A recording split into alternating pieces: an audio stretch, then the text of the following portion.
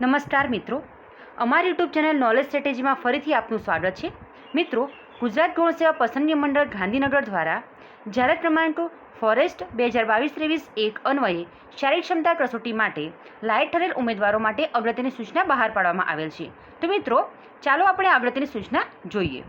ગુજરાત ગૌણ સેવા પસંદગી મંડળ દ્વારા અગ્ર મુખ્ય વન સંરક્ષકશ્રી અને head of forest force Gujarat રાજ્ય ગાંધીનગર હસ્તકની જાહેરાત ક્રમાંક ફોરેસ્ટ 2022-23 વન રક્ષક વર્ગ 3 સંવતની કુલ 823 સીધી ભરતીની જગ્યાઓ ભરવા માટે શારીરિક ક્ષમતા કસોટી માટે કુલ જગ્યાના 8 ગણા મુજબ જિલ્લા વાઇઝ, કેટેગરી વાઇઝ અને મેરિટના ધોરણે લાયક ઠરેલા ઉમેદવારોની application category wise cut off marks તથા જગ્યા સામેની ટ્રીટેડ કેટેગરી રોલ નંબરની કામચલાઉ યાદી તારીખ 31/7/2024ના રોજ મંડળની વેબસાઇટ ઉપર પ્રસિદ્ધ કરવામાં આવેલ છે.